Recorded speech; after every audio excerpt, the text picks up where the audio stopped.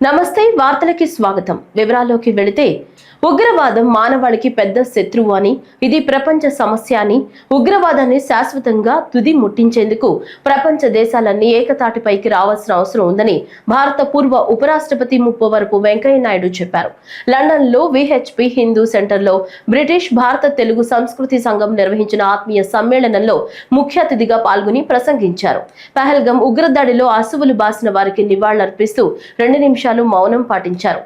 ఈ సందర్భంగా మాట్లాడుతూ పహల్గం ఉగ్రదాడి ప్రపంచ మానవాళి చరిత్రలోనే అత్యంత దుర్మార్గమైన హేయమైన చర్య అని అన్నారు.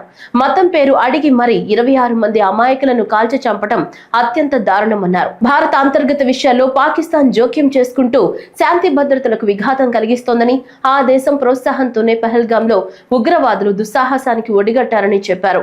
దీనికి ఉగ్రవాదులు తగిన మూల్యం చెల్లించుకున్నారని, పహల్గాం ఉగ్రదాడి అనంతరం భారతదేశం ఆపరేషన్ సింధూర్ పేరుతో అత్యంత ఖచ్చితత్వంతో పాకిస్తాన్ లో ఉన్న ముఖ్యమైన 9 ఉగ్రవాద శిబిరాలను నేలమట్టం చేసిందని చెప్పారు. భారత ప్రభుత్వం, భారతీయ సైన్యం, భారతదేశం స్పందించిన తీరు ఉగ్రవాదాన్ని వ్యతిరేకిస్తున్న ప్రతి ఒక్కరూ గర్వించదగింది. ఆ సమయం, ఆ ప్రిసిషన్, ఆ ప్రాంప్ట్నెస్, ఆ ప్రిసిషన్. తెల్లవారుజామున వాడు నిద్రలో సరిగా నిద్రపోకముందే లేదా నిద్ర రేయకముందే 25 నిమిషాల్లో వెళ్లి ఆ దేశంలో ప్రవేశించి అక్కడ ఉగ్రవాదులకు శిక్షణ ఇస్తున్న శిబిరాలను గుర్తించి సరిగ్గా పక్కన ఉండే పౌరులకు ఎవరికి దెబ్బతారకుండా నేరుగా ఉగ్రవాద శిబిరాలపై దాడి జరిపి మన తిరిగి వెనక్కి రావడం అవుతుందో ఇది చరిత్రలో ఒక అపూర్వమైన సంఘటన అని చెప్పని ఈ సందర్భంగా మనం చేస్తున్నాం. అందుకని ఇలాంటి ఈ ఆపరేషన్ సింధూర్ నిర్వహించిన ఆ వీర జవాన్లకు, ఆ శాస్త్రజ్ఞులకు, వాళ్ళందరికీ మనం నిజంగా చేతులెత్తి నమస్కరించాల్సి ఉంది, జేజేలు పలకాల్సి ఉంది. అంత గొప్ప పద్ధతిలో వాళ్ళు మరి వ్యవహరించారు. ఇవాళ ఈ ఉగ్రవాదం అవుతుందో ఇది ప్రపంచానికి, మానవాళికి పెద్ద శత్రువు. Terrorism is enemy of man kind. This has to be understood by every one. That has to be kept in mind. ఇవాళ ప్రపంచంలో ఎక్కడ ఏ రూపంలో ఉగ్రవాదం ఉన్నా దాన్ని తుదముట్టించాల్సిందే. ఎందుకంటే ప్రపంచం అభివృద్ధి పదంలో ముందుకు వెళ్లాలంటే శాంతి కాముకంగా ఉండాలా. Peace is the prerequisite for progress. If you have tension, you cannot pay attention and you will be doing only pretension and you cannot have that retention and have that passion for the nation. Keep that in mind. ఇది మనం అందరం గుర్తుపెట్టుకోవాలి. మనము ప్రపంచం మానవాళికి ఉగ్రవాదం అనే శత్రువు. అది ఒక మతానికో, ఒక ప్రాంతానికో, ఒక భాషకో, కేవలం ఒక దేశానికి మాత్రమే సంబంధించింది కాదు. ప్రపంచంలో ఎక్కడ ఏ రూపంలో ఉగ్రవాదం ఉన్నా దాన్ని వ్యతిరేకించాల్సి ఉంది. ఆ ఉగ్రవాద మూలాలను మరి తీసి పారగాల్సిన అవసరం ఉంది.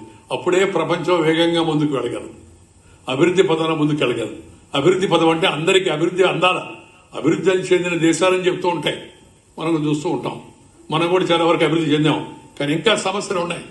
కొంతమంది ఇంకా పేదరికంలో ఉన్నారు, కొంతమంది ఇంకా విద్య లేకుండా ఉన్నారు, కొంతమంది అక్కడక్కడ కొన్ని అసమానతలు కొనసాగుతున్నాయి. వీటన్నిటిని తుదముట్టించి శాంతియుతంగా, సౌఖ్యంగా, సుఖంగా అందరూ ఆనందంగా జీవించే ప్రపంచాన్ని నిర్మాణం చేయడం మన ఉద్దేశం. స్వర్ణాంధ్ర విజన్ 2047 ద్వారా 2029 నాటికి రాష్ట్రంలో పేదరికం లేకుండా చేయడమే లక్ష్యంగా ఉన్నామని సీఎం చంద్రబాబు నాయుడు అన్నారు. P4 ద్వారా ఈ లక్ష్యాన్ని చేరుకునేందుకు బలంగా సంకల్పించామన్నారు. వికసిత్ భారత్ 2047 సాకారంలో ఆంధ్రప్రదేశ్ రాష్ట్రం ముందుందని పేర్కొన్నారు. ఢిల్లీలో ప్రధానమంత్రి నరేంద్ర మోదీ అధ్యక్షతన జరిగిన నీతి ఆయోగ్ సమావేశంలో సీఎం చంద్రబాబు పాల్గొన్నారు. ఈ సమావేశంలో వృద్ధి రేటు, ఉపాధి, నైపుణ్యాభివృద్ధి, 2వ, 3వ శ్రేణి నగరాల అభివృద్ధి వంటి వివిధ అంశాలపై చర్చించారు. భారతదేశం ఆర్థిక వ్యవస్థ గత 10 ఏళ్లలో 10వ స్థానం నుంచి 4వ స్థానానికి చేరుకుందని, త్వరలోనే 3వ స్థానానికి వెడుతుందని సీఎం చంద్రబాబు ఆశాభావం వ్యక్తం చేశారు. Digital India, GST, startup India, PM Gati Shakti, Jal Jeevan mission వంటి జాతీయ సంస్కరణలు అభివృద్ధికి దోహదం చేశాయని వివరించారు.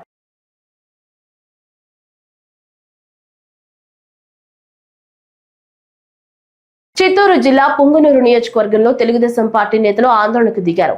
పులిచెర్ల మండలాన్ని అన్నమయ్య జిల్లాలో కలపడం పైన ప్రజల నుంచి తీవ్రమైన వ్యతిరేకత వస్తున్న నేపథ్యంలో సమస్యను పరిష్కారం కోసం సీఎం చంద్రబాబు దృష్టికి మంత్రి నారా లోకేష్ తీసుకువెళ్లారు. పులిచెర్ల మండలాన్ని అన్నమయ్య జిల్లాలో కలపడం పైన ప్రజల నుంచి తీవ్రమైన వ్యతిరేకత వస్తున్న నేపథ్యంలో సమస్యను పరిష్కారం కోసం సీఎం చంద్రబాబు దృష్టికి మంత్రి నారా లోకేష్ దృష్టికి తీసుకెళ్లారు. పులిచెర్ల మండలం చరిత్ర కలిగినటువంటి ప్రాంతం. గతంలో చంద్రబాబు సొంత గ్రామం ఉన్న చంద్రగిరి నియోజకవర్గంలో ఉండేది.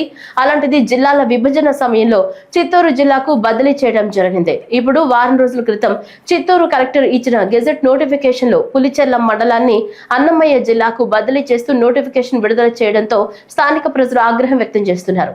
తెలుగుదేశం పార్టీ స్థానిక నేతలను నిలదీస్తున్నారు. ఈ నేపథ్యంలో సమస్య పరిష్కారం కోసం పులిచెర్ల మండల టీడీపీ నేతలు అందరూ ఏకమై ముఖ్యమంత్రి చంద్రబాబు దృష్టికి మంత్రి నారా లోకేష్ దృష్టికి తీసుకెళ్లారు.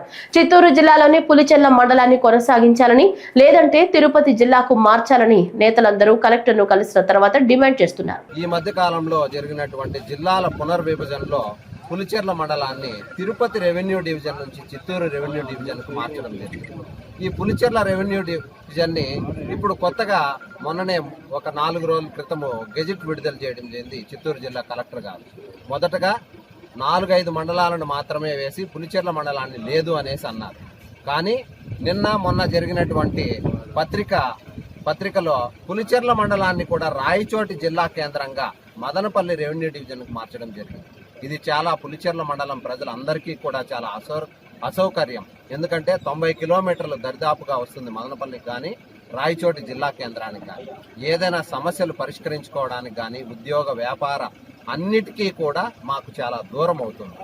ప్రజల సౌకర్యార్థం తిరుపతి కానీ చిత్తూరు కానీ మాకు చాలా సౌకర్యవంతంగా ఉంటుంది. 35 నుంచి 45 కిలోమీటర్లు మాత్రమే ఉంటుంది.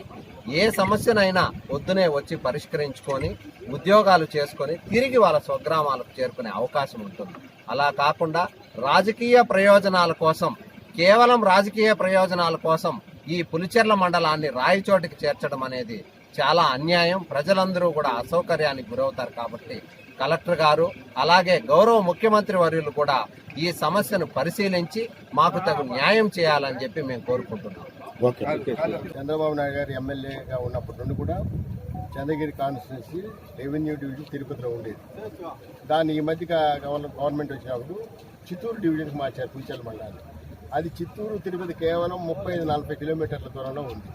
ఎందుకంటే చదువులకు కానీ వ్యాపారాలు కానీ జీవన ప్రమాణాలు అన్నీ కూడా చిత్తూరు తిరుపతి మాకు కన్వీనియంట్గా అలవాటైపోయింది. దాన్ని తీసి ఇప్పుడు మదనపల్లికి రాయచోటికి మారుస్తూ ఉంటే మాకు ఇన్కన్వీనియంట్గా ఉంటుంది, కొత్తగా ఉంది, అసలు దూరం కూడా ఉంది. కాబట్టి ప్రజలకు కన్వీనియంట్గా ఉండే చూడాలి కానీ ప్రజలు ఏదో అధికారులకు అనధికారులకు వాళ్ళ సౌలభ్యం కోసం దీన్ని మారిస్తే ప్రయోజనం లేదు. ప్రజల సౌలభ్యం కోసం ప్రజలకు అవసరాలకు అనుగుణంగా ప్రభుత్వం కూడా పనిచేయాలా. ఈ పులిచెర్ల మండలాన్ని తిరుపతి డివిజన్ కానీ లేదా చిత్తూరు డివిజన్ కానీ మారిస్తే మాకు కన్వీనియంట్గా ఉంటుంది. అంబేద్కర్ కోనసీమ జిల్లా కలెక్టర్ కార్యాలయం ఎదుట రేషన్ వాహనాలతో ఎంటీయూ ఆపరేటర్స్ ఆందోళన చేస్తున్నారు.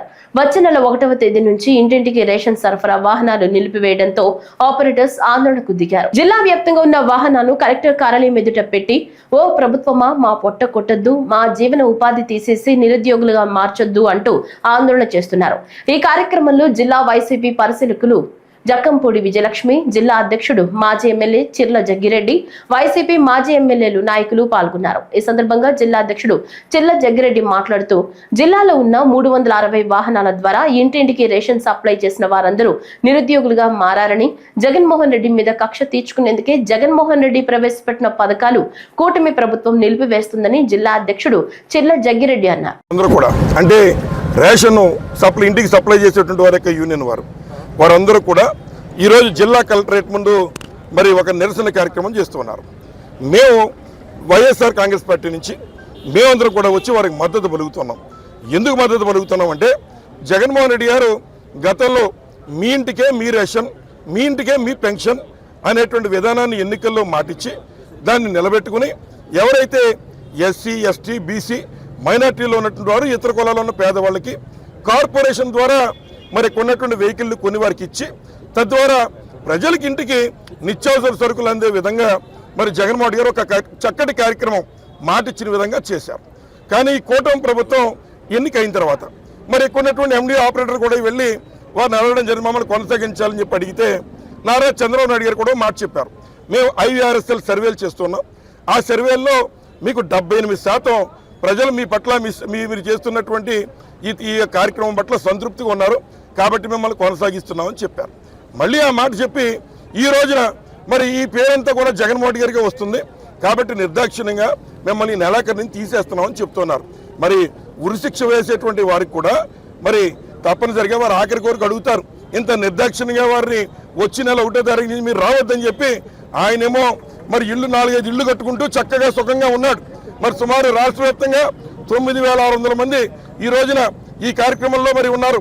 అది సుమారు 25,000 మంది ఆధారపడినటువంటి వారి యొక్క కొంపలు కొట్టి నువ్వు కొత్త కంప కట్టి నువ్వు సాధించేదేముంది చంద్రబాబు అని చెప్పి ఈ సందర్భంగా మిమ్మల్ని అడుగుతున్నాం. మేము ఏం చేయలేకపోతున్నాం అంటున్నారు.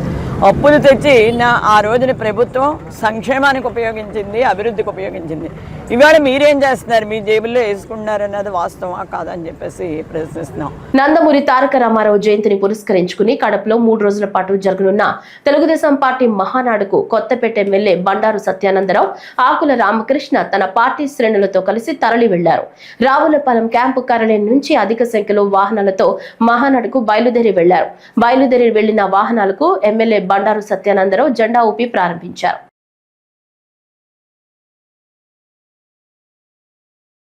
కాకినాడ JNTUలో గత 20 సంవత్సరాలుగా పనిచేస్తున్న కాంట్రాక్ట్ అధ్యాపకులను తొలగించే ప్రయత్నం చేస్తున్నారని కాంట్రాక్ట్ అధ్యాపకులు సుందర్ కుమార్ ఆరోపించారు. కాకినాడ JNTU యూనివర్సిటీ ఆవరణలో అంబేద్కర్ విగ్రహం వద్ద కాంట్రాక్ట్ అధ్యాపకులు ఆందోళన చేపట్టారు. అనంతరం ప్రిన్సిపల్ కార్యాలయంలో జరుగుతున్న ఇంటర్వ్యూలను అడ్డుకున్నారు. కాంట్రాక్ట్ అధ్యాపకులు ముట్టడి చేయడంతో ఉద్రిక్త వాతావరణం నెలకొంది. దీంతో ప్రిన్సిపల్ అధ్యాపకులు మధ్య వాగ్వాదం చోటు చేసుకుంది. రివ్యూ సమావేశమని చెప్పి కాంట్రాక్ట్ అధ్యాపకులు ఇంటర్వ్యూలు నిర్వహించడం జరుగుతుంది ఆందోళన వ్యక్తం చేశారు. JNTU పరిధిలోని ఎలక్ట్రికల్, CAC, మెకానికల్ తదితర విభాగాల్లో 127 మంది కాంట్రాక్టర్ అధ్యాపకులు పనిచేయడం జరుగుతుంది. ప్రతి ఏడాది రివ్యూ సమావేశం నిర్వహించి కాంట్రాక్ట్ అధ్యాపకులను కొనసాగించడం జరుగుతుందని, ఈసారి రివ్యూ పేరుతో ఇంటర్వ్యూలు నిర్వహించడం జరుగుతుందన్నారు.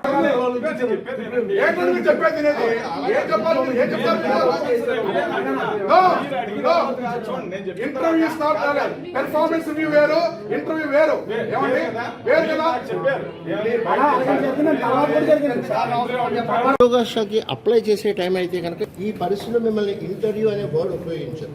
ఇంటరాక్షన్ అనే వర్డ్